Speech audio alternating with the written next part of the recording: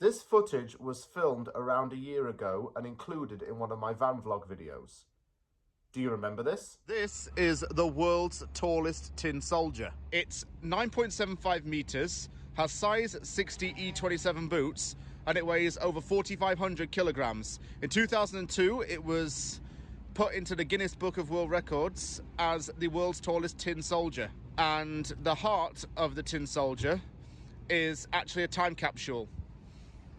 This heart is going to be opened in 2025, which is next year, and it's going to give the residents of the city an idea of what life was like back then. Well, guess what? It's now 2025. The date today is February the 14th, Valentine's Day, and the city of New Westminster is hosting an event to open up the time capsule inside Tinny. The little heart on his chest is getting opened up, and it's drawing big attention. This is going to be a very good event, in my opinion, and I was interested to see how it would go and what's inside the heart. There's actually a competition set up by Tourism New Westminster to guess what's inside the capsule, and prizes are to be won. On the day, there will be refreshments, some local vendors will be providing hot beverages, and local artists will even be in attendance too. It's been 24 years since the time capsule was put in place. I wonder what's inside of it, and so do the residents of the Royal City. I have a feeling that if we're talking about 2001, it's going to be some real nostalgic stuff for me and when I was growing up. I would have been 4 years old in 2001, but I still do remember some things like, well, maybe they don't apply to Canada, but S Club 7 playing at parties. I remember flip phones. I remember Nokias. I remember certain shows on TV. I remember certain fashion trends from that time. Yeah. Such a long time ago for me now that I'm almost 28. And I do wonder what's inside the heart. So, heading off to New Westminster today, and we're going to find the answer to the question. What's inside of Tinny?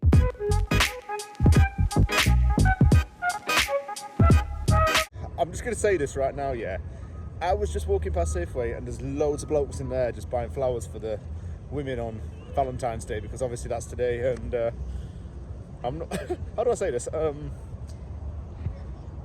I'm just single and enjoying life, basically, yeah, and I'm not all jealous. No, I'm not. Anyway, I'm in New West right now. If you watched the original vlog where I walked around New Westminster Quay, then you might recognise some of the backdrop in this. And once I get over this walkway, obviously you'll see Tin Man in all his glory. Still standing there. As said in the previous vlog when I came here, world's tallest tin soldier. My mum definitely, or even probably, had one of these when she was little. Maybe had like a little wind-up key in it and you'd set it off. But this heart capsule was erected in 2001, so I'm going to guess a flip phone's going to be in it. Weirdly enough, I just think it will be, because that's going to be like an ancient relic in this day and age, or maybe, I don't know. What else was big in 2001? Someone help me, because I would have been 4 years old. Anyway, it's just up here right now. They're going to be opening this thing up at 5 PM, and it's nearly 4 o'clock right now, but not to worry, because I can have a look around and see what's about.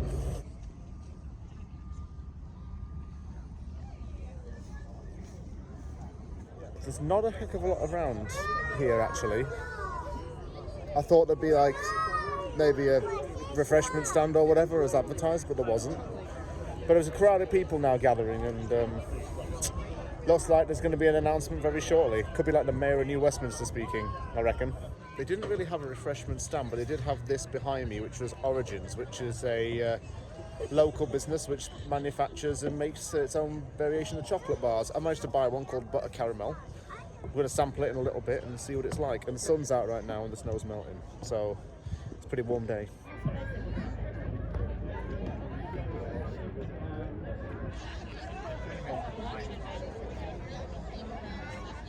I'll start with a land acknowledgement. We recognize and respect that New Westminster is on the unceded and unsurrendered land of the Ho'okamelam speaking people. We acknowledge that colonialism has made invisible their histories and connections to the land, and we have some special guests that I'll announce later. He is 32 feet tall and weighs 10,000 pounds. The Tin Soldier was first unveiled to the public on November 29, 2000 at the Royal Westminster Regiment Armoury as part of the first annual Festival of Trees, a fundraising event to support children with developmental disabilities. Designed and built by Austin Metal Fabricators, all labor and materials were donated by the Sheet Metal Workers Local 280 and SMACNA BC.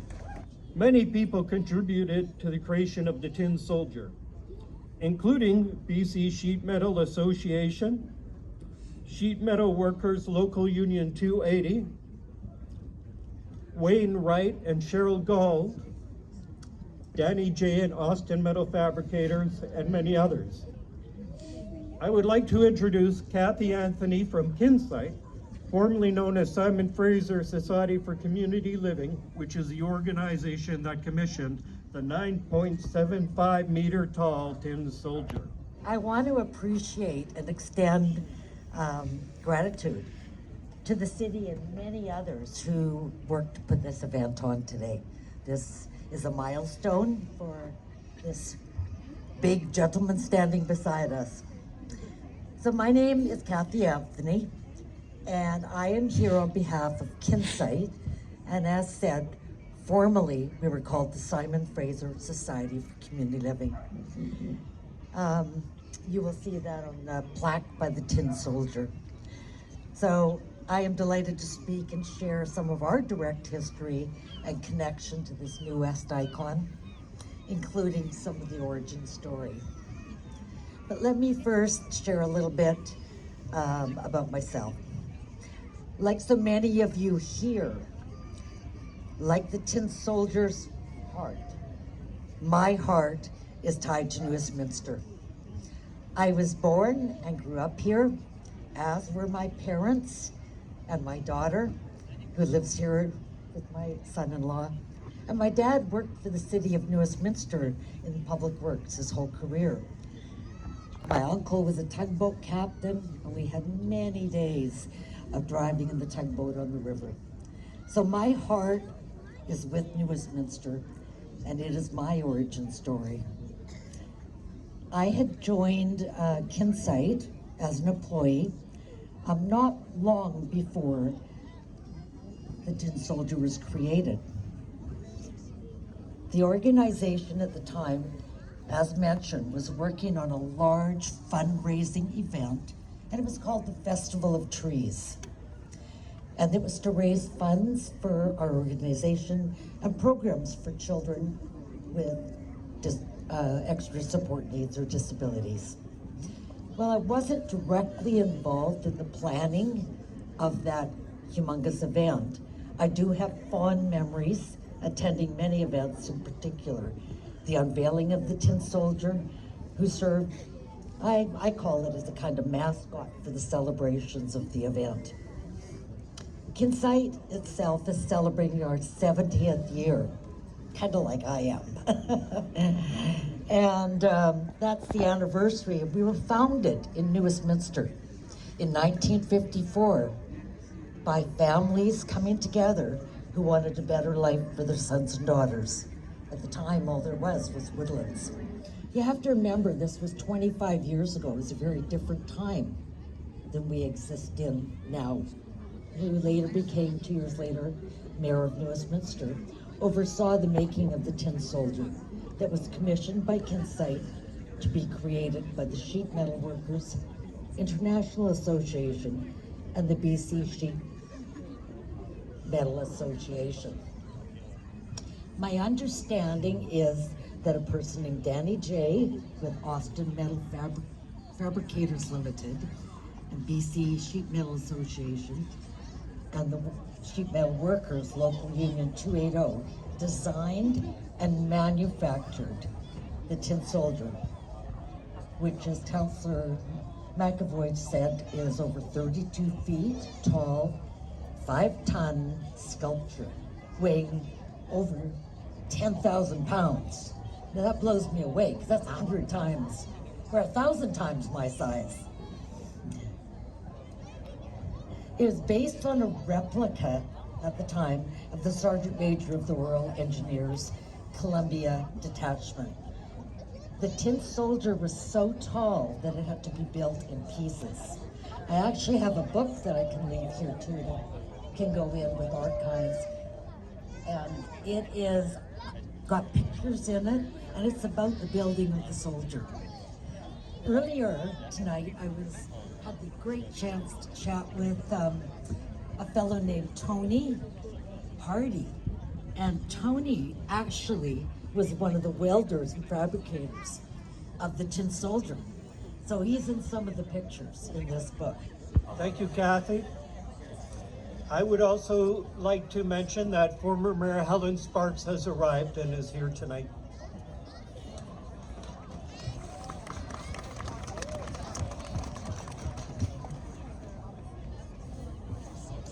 We are now about to open the time capsule.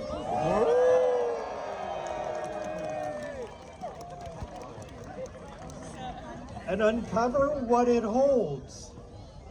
We don't actually know. Nobody remembers.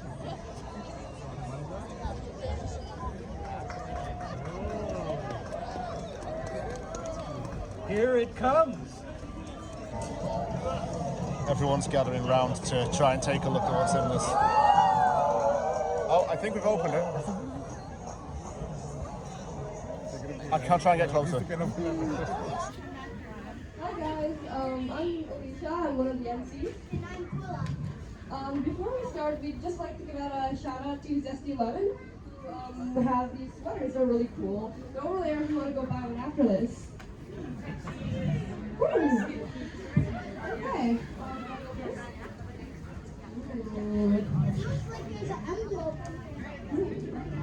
Let's see what it is. What? There's two.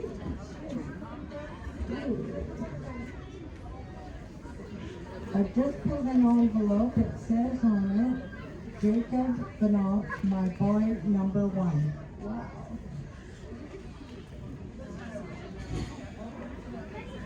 Okay, so it seems like it's a letter. Wow, yeah, a few address letters. And next up we have... It looks like there's a big package. Yeah, it's probably huge.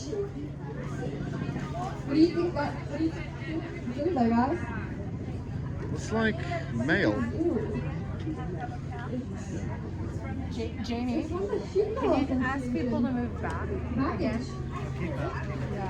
And we have a big package full of... Ooh. There's a tiny box. Oh, it's a tiny box of, oh, it's from the Festival of Trees.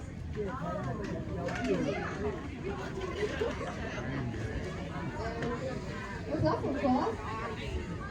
That looks like... Ooh, it's like a newspaper kind of thing. From the Simon Fraser Society of Community. So just so everyone knows, all of these goodies will be on display in the Fraser River Discovery Center in a few minutes. It looks like another alley. That's another one. This one's got glass.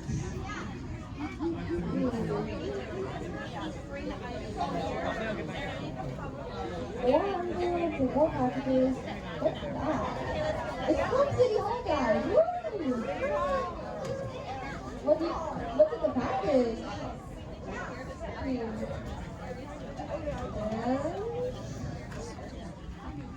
Ooh, let's pick one out. This is Poem, written by Don Benson. Lawrence for 2001. A little bit chaotic. It's a little chaotic. A little bit. Yeah, a little. Very exciting. Oh, it's a cover. Ooh, we have At least it's a little warmer with people around. See CD-ROM, yeah. We actually clear this area for items to come out. Tinny by the Killers 40, February 14th, 2001. I have a cassette player. I kept it. The only person The you end of can the play world. it. Oh, it's for Anthony Hardy, the Tin Soldier drawing.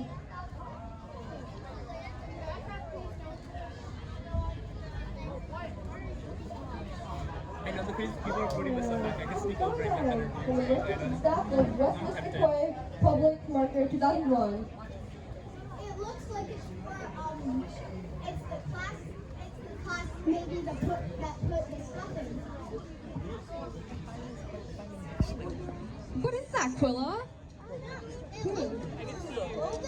Clothing pants? Overalls maybe? Well, never know what to see. And another envelope. Oh. Whoa. And that seems to be A book. a book, or maybe like, what is that? It's a book by Peter Ledge? If only. Yeah. Another envelope and a few other things. So people who are at the front right now, do you mind going back to your seats? Nobody can see anything who's behind you, so. Yeah, I've got back home.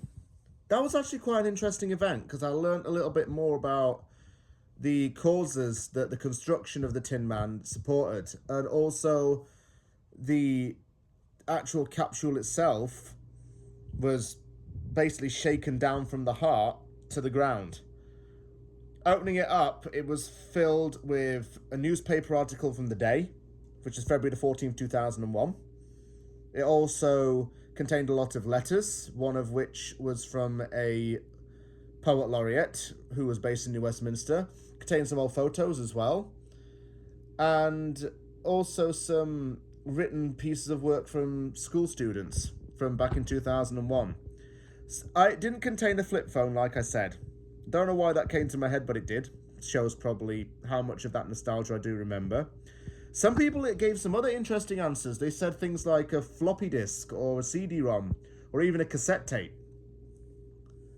But I don't think in 2001 that people would have expected everything to go digital and wireless in 2025. It'd probably been like Back to the Future kind of stuff without the Mandalorian or Marty McFly. Interesting event though, and a really, really good turnout from the people of New Westminster. So thank you very much for watching this video. Take care everybody, and I'll see you all on the next one.